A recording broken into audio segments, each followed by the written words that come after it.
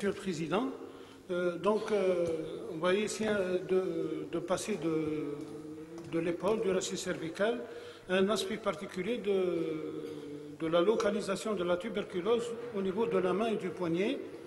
Normalement, c'est à propos de 5 cas. Donc on est loin, normalement, lorsqu'il y a une atteinte tuberculeuse au niveau du poignet ou au niveau de la main, on est loin des aspects des années 80-70 où il y a une véritable destruction, une véritable lisse osseuse avec des fistules multiproductives.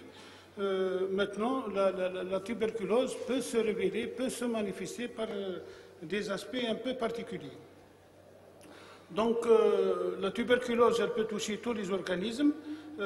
C'est une maladie qui est très ancienne. Il y a des gens qui parlent qu'elle date des momies égyptiennes, datant de 3400 ans avant Jésus-Christ. Et elle représente, cette tuberculose, 2 à 5% de l'ensemble des tuberculoses. Et 11 à 15% des tuberculoses extrapulmonaires, venant après des localisations qui sont très importantes, urogénitales, ganglionnaires et pleurales, viennent cette tuberculose osseo-articulaire qui est à peu près de 2 à 5% des tuberculoses extrapulmonaires. Au fait, la localisation principale de la tuberculose osseo-articulaire est la tuberculose vertébrale. Elle représente environ 50%.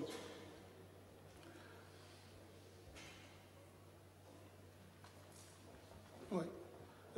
Il y a un article qui a été publié dans les années 97, c'est un article qui a publié sur l'ensemble des tuberculoses osseo-articulaires en dehors du mal de Pott. Et on constate ces chiffres, on est en train de les constater. Cette tuberculose extrapulmonaire qui se localise au niveau de l'appareil locomoteur.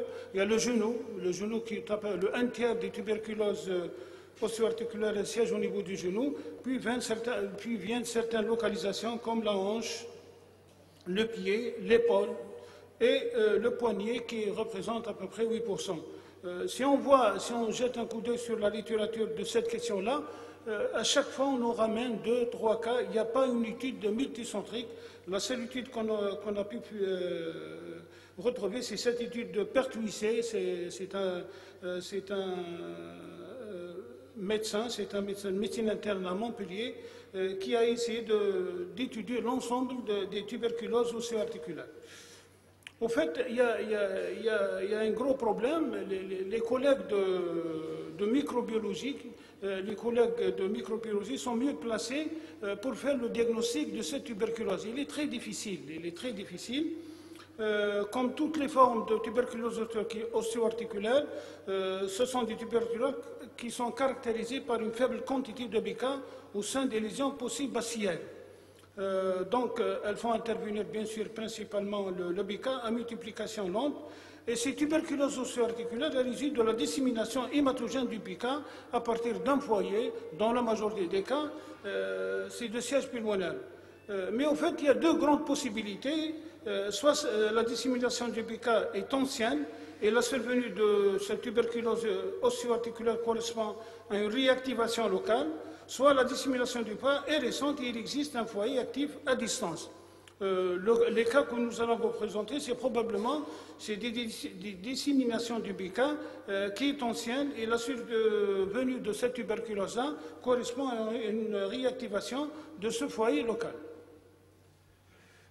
Donc on va essayer de vous présenter 5 dossiers de malades qui ont eu une tuberculose osseo-articulaire extravertébrale donnant des aspects de ténosynovite, de pseudotumorale ou digitale.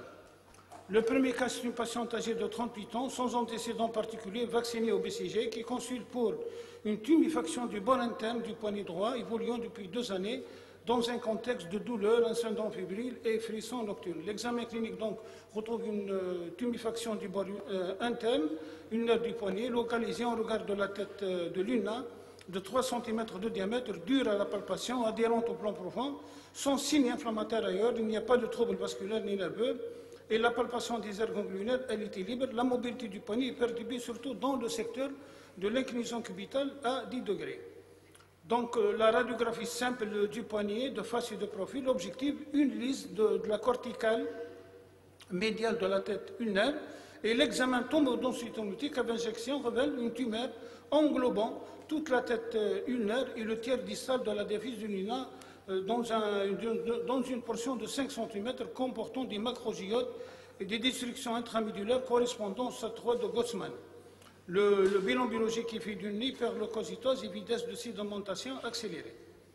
Donc une décision opératoire a été prise sous anesthésie générale, garrot à la racine du membre, incision antéro-interne médiale, à cheval sur la tuméfaction, après neurolyse du nerf ulnaire et des vaisseaux, et on découvre une tumeur, comme le montre cette photo-là, une tumeur d'aspect blanchâtre de consistance gélatineuse englobant la tête du luna et une portion de 6 cm de la diaphyse ulnaire, dont l'aspect est effrayable. Une résection large englobant la tête du luna et 8 cm de la diaphyse, si vous voulez, c'est une opération de Darac élargie avec envoi de la pièce à l'étude anatomopathologique et le résultat est en faveur d'une infiltration folliculaire lymphoépithéliologique ontocellulaire avec nécrose casieuse correspondant à une tuberculose articulaire.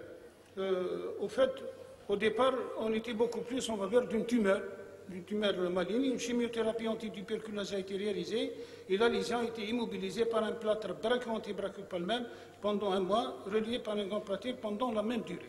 L'évolution a été favorable. Le deuxième cas, c'est une patiente âgée de 68 ans, admise au service pour le syndrome du canal carpien idiopathique droit clinique et électrique, et la radiographie du poignet est strictement normale. Le reste de l'examen est strictement normal. Une décompression du canal carpien par voie classique a été proposée sur cette patiente-là et l'évolution a été favorable. Une année après, le patient il revient avec du douleur au niveau du poignet, droit invalidante avec un aspect de carpite fusionnante, c'est la photo récente, à la radio du poignet, stade 3, atteinte destructive avec de nombreux géodes et érosions osseuses importantes avec un pincement de l'interligne. Donc une décision opératoire a été encore prise. Donc dans le même temps, on a neurolysé le nerf médian avec une biopsie des parties molles et les structures osseuses étaient très friables. Une biopsie donc a été réalisée et l'anapathe était en faveur d'une tuberculose après une chimiothérapie antituberculeuse et l'évolution a été favorable.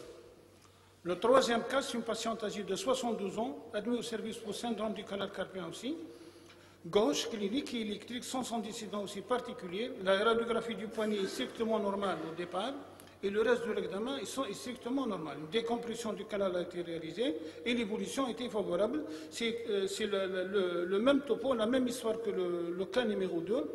2 années après, la patiente se présente à la consultation pour 2 fistules productives, siégeant au niveau de la face antérieure du poignet gauche, avec un aspect de carpite fusionnante correspondant au stade 4 de Martini, avec une importante destruction avec déformation et atteinte destructive complète de l'articulation avec déformation articulaire. Donc une décision opératoire a été prise pour neurolyse bien sûr du nerf médian et surtout biopsie osseuse et prélèvement. Il y avait une carpite avec des logettes depuis, prélèvement bactériologique et biopsie qui est en faveur d'une tuberculose et après chimiothérapie, l'évolution a été favorable. Le cas 4, c'est une patiente âgée de 13 ans qui a présenté depuis 6 mois à la suite d'un traumatisme. Il y a toujours cette notion de traumatisme par chute de sa hauteur, une tuméfaction douloureuse intéressant le deuxième doigt de la main droite et augmentant progressivement de volume. Elle signalait une fièvre vespérale concomitante, une asthénie. L'examen clinique retrouve une tuméfaction fusiforme et douloureuse de l'index droit avec limitation de la mobilité de l'articulation interphalangienne proximale et distale. La radiographie standard montre une ostite de la deuxième phalange de l'index sans réaction périostée. La FNS montrait un taux de globules blancs normal et une anémie hypochrome microcytaire. L'IDR à la tuberculine était fortement positif à 19 mm, cela motivant une biopsie osseuse dont l'examen histologique mettait en évidence une nécrose casieuse et un follicule épithéliologique ontocellulaire et l'enfant a été mis sous chimiothérapie et l'amélioration était spectaculaire, la tuméfaction du doigt a disparu et la radiographie de la main montrait des modifications de la phalange dans le sens de la guérison avec des images de réminéralisation et un pincement de l'interphalangène distal à 1 année. Le cas numéro 5, c'est une patiente âgée de 33 ans qui nous a été présentée pour une fistule productive de la pulpe du 3e doigt de la main droite. évoluant depuis une année, rebelle au traitement médical. Elle a comme profession, c'est une cultivatrice.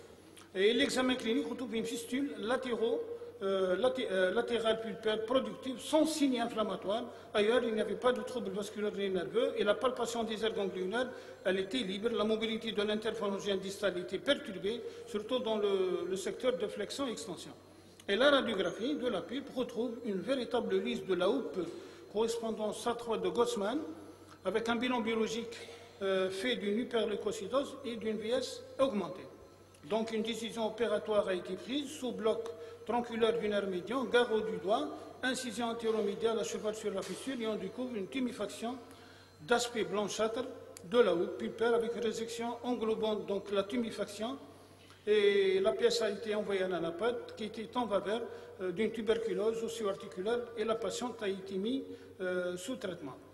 En voyant ces cas-là, on peut dire que la tuberculose osseo-articulaire extrapulmonaire touche toutes les tranches d'âge. Il n'y a pas de préférence et c'est son caractère insidieux, trompeur et surtout lent, avec une absence d'antécédents de contagion.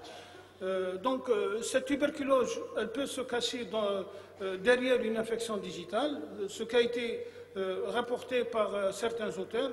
Et on a noté aussi que dans l'article de Yamina Ben Qaddash, notre collègue Allah Yarhama, qui a été publié dans l'Annales de chirurgie de la main en 88, elle a insisté sur cet aspect-là, que la tuberculose, elle peut se cacher sur les infections, sur ces fameux panaries, et panaries des doigts, surtout de l'extrémité distale des doigts. Donc, il faut faire la biopsie. Il y a aussi l'article qui a été publié par nos collègues tunisiens de Hassan Zroura aussi, qui a montré que derrière cette fistule-là productive, il faut faire attention, il faut faire la biopsie. Cette tuberculose osseo-articulaire, elle peut se cacher sous le terme de ténosynovite. Les deux premiers cas qu'on a présentés, c'est des gens qui sont venus pour un syndrome du canal carpien avec des signes cliniques, signes électriques. Là, ça peut se poser la question, dès qu'il y a un doute chez une personne âgée, dans un syndrome du canal carpien qui va nécessiter une décompression, il ne faut pas hésiter à faire une biopsie. Et ça a été décrit, cette ténosynovite, des fléchisseurs, ça a été décrit par Walker, par Ortiz et par Eblin, qui peut se manifester justement. Et la radio montre déjà des signes de destruction osseuse.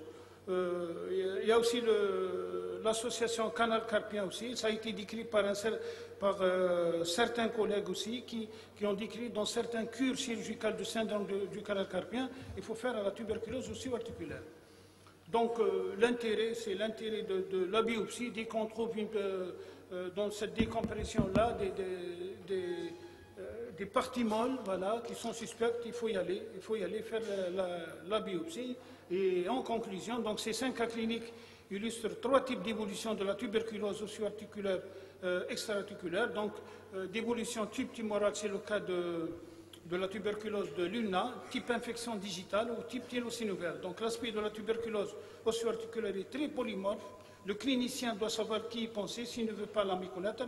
Malgré l'intérêt de l'IRM, seuls les prélèvements bactériologiques et surtout histologiques apportent la preuve du diagnostic et c'est la biopsie qui garde tout son intérêt dans ces cas-là. Voilà. Merci. Merci, professeur Bounedri.